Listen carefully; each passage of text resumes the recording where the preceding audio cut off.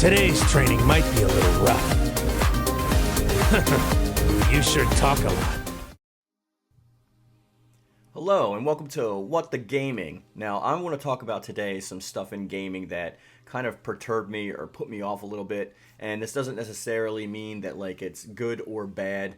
It's just things that I found peculiar or things that I thought were outright outlandish or whatever. It's just stuff that I want to talk about that I probably don't get a chance to talk about in my live streams and stuff like that. So the first thing that I want to talk about today is just like this crazy, insane thing that Nintendo is doing, and I want to talk about it a little bit. So Nintendo is actually raising the prices of their original Switch 1s, and I know a lot of people are probably conflating this with like the current state of the American country or with tariffs or whatever, but I think there's more to it than that.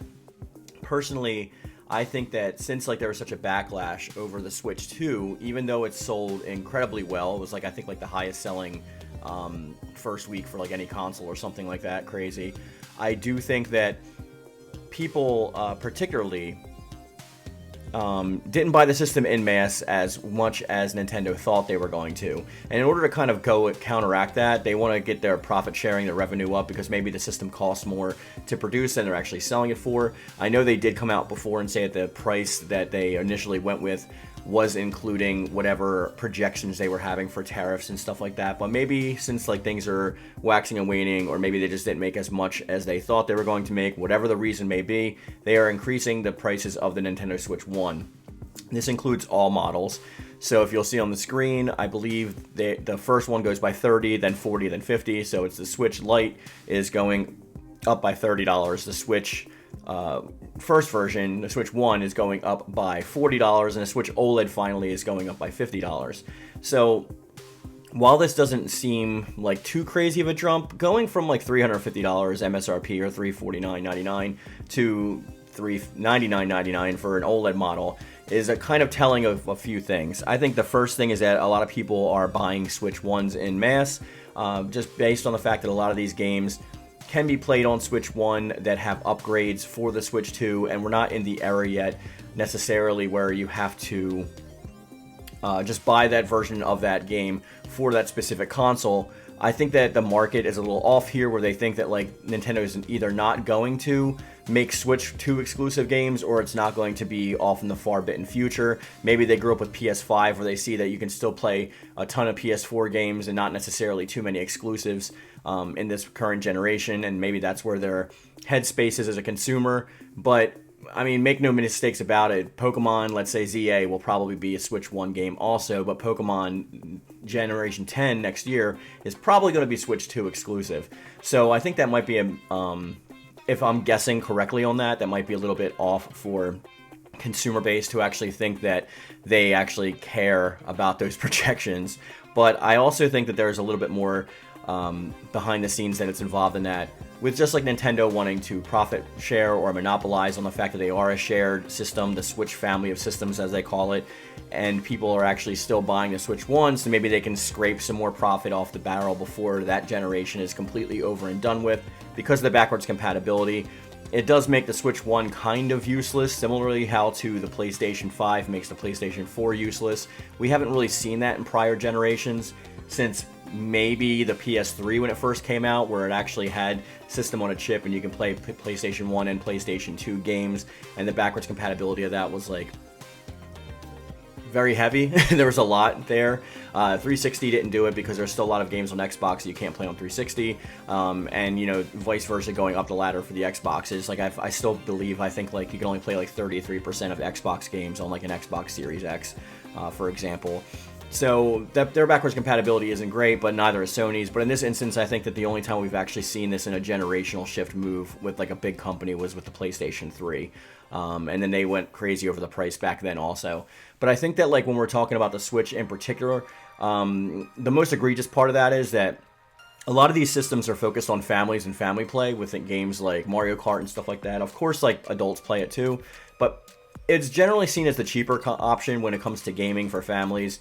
So when you're going out and you have kids, right? Let's say you got like 4 kids. Are you going to buy your 4 kids like 4 PS5 Pros, like, and spend like $4,000 or something like that. I don't think so. Like, usually they tend to go with like a Switch Lite or something like that. So if they can get their profit margin up a little bit by people purchasing new ones, then that's also the case. I also think there's a little bit more of a sinister thing behind it. I think the fact that Nintendo is bricking so many consoles, not just for people using the Big Switch 2, but I heard there's also a lot of people getting their consoles bricked for buying not only secondhand, but like mistakes of like a card reading a game cartridge as being secondhand, and then all of a sudden that's sending it to whatever Nintendo systems are actually tracking that and bricking those systems as if they're using a Big Switch 2 or some other kind of pirating software, which is crazy to me that that's like even a thing. If it's intentional, it's devious. If it's a bug, it needs to be fixed immediately. But I have heard instances of not only people using the Big Switch and getting blocked, but literally people getting banned and bricked just from like importing like a regular game, like putting in a regular cartridge, maybe a pre-owned one that their friend let them borrow without actually using the game key card system function, stuff like that. I've also heard people getting bricked for inappropriate name usage, whether that be something that like Nintendo, I'm sure all this is in their terms of service that you're not allowed to do, so they have the right to brick your system. I still think it's egregious, but I think because all of that's going on, and these console prices are affecting the new consoles, they will affect pre-owned too, by the way, because like, make no mistake about it, if you think that like GameStop is going to get away with like not, and Amazon as well, with like not upping their used prices by $30, $40, and $50 for each like subsequent model, then you're going to be mistaken. That fact, it's definitely going to be the case. But people are not trusting of these new consoles because they've heard, whether it's fear tactics or not, all these people's systems getting bricked, and they won't be able to even like access the internet or anything like that. Like, they can still play like offline and stuff, but they won't have access to a lot of important things and updates that like they would actually need for functionality of their system to work more in the future. So generally speaking, bricking it. But this is old news. Everyone's already heard of this already. But where the problem for me lies is the fact that if they know that they're now fear-mongering with like parents and stuff like that, those parents and those grandparents or whatever that are buying these for their children or their grandchildren, they're going to go after brand new models just because of something they saw on Facebook or something. And because the prices have been hiked up, since they're now almost, they're getting up, they're encroaching on like the Switch 2 prices. I mean, like, if you're paying $400 for an OLED Switch in 2025, when for $100 more you can get the Switch 2, it's doing things twofold. It's saying, okay, if you're scared of the Switch 2, or you don't like our practices when it comes to the game key cards or game sharing or any of the account shenanigans that we've been up to, then go with the Switch 1, but you're going to be paying us almost as much money as you would for the Switch 2, and that's at your detriment. Or, hey, it's only $100 more, so you might as well get the more powerful console, and then it inflates the Switch 2 sales. So I think that can work twofold, and why necessarily it's not, you know, completely illegal or disgusting, it is like somewhat like devious on their end, and people will probably overlook this, which is fine. It's just something that I find perturbing. Is it going to stop me from buying a Switch 2? Honestly, probably not, because that's the place where I go to play Pokemon and Fire Emblem. So as long as those franchises exist and I still want to play them, I'm going to have to go there. Because of the other ways, the other options of doing things that aren't necessarily like legal or in gray areas, I don't feel super comfortable with, especially with like these systems being banned. So whether it's that or whatever, or people going to any other console like a Steam Deck or something like that, it's up to you as the consumer, but it's just, that's how I see this going. Also with the game key cards, this didn't shock me as much when like the games are not being available on the disc right away. It's like, oh, you get like a couple megabytes, then you have to actually essentially go and get like a download from the actual eShop in order to play your game, but you can still trade it in and all that other stuff. Like, I understand that to a point. Like, there is like the fact that they're only offering like 64 gigabyte cards for full games, or otherwise I think it's like a 32 gigabyte card, and if you can't fit your game on there, you have to go with the key card switch. That's fine if Nintendo's like not offering like those things. I still think it's a little bit scummy that you're forcing downloads on people, because it overinflates the number of people buying physical versus digital. Where Nintendo is concerned, the vast majority of their sales have always been in physical, and Sony next, then Xbox usually is like pretty up there with digitally sales. But I feel like it's super inflating the numbers, that like they can kind of get rid of cards in the future. That's just my conspiratorial thinking when it comes to that, but I think I might be onto something there. I don't know, let me know in the comment section down below. But regardless, like, this is not just a new recent thing. I'm telling you, way back on the PlayStation 3, I bought a physical copy of EA MMA, and I love that game's story mode, the career mode or whatever, where like you create yourself or create whatever character you want. You're going through this whole career mode where you're moving up the ranks. It's pretty similar to what they do in a lot of like MMA type games now. So I'm sure you understand where I'm coming from. But like I enjoyed playing that game a lot. I love the mechanics. I love that game. And I had it physically on disc until one day I came home and I went to go play EA MMA, and I put the disc in my PS3 and I booted it up, and I was greeted to a message from EA saying, "Thank you for your support. We are no longer supporting this game. The servers have been turned off."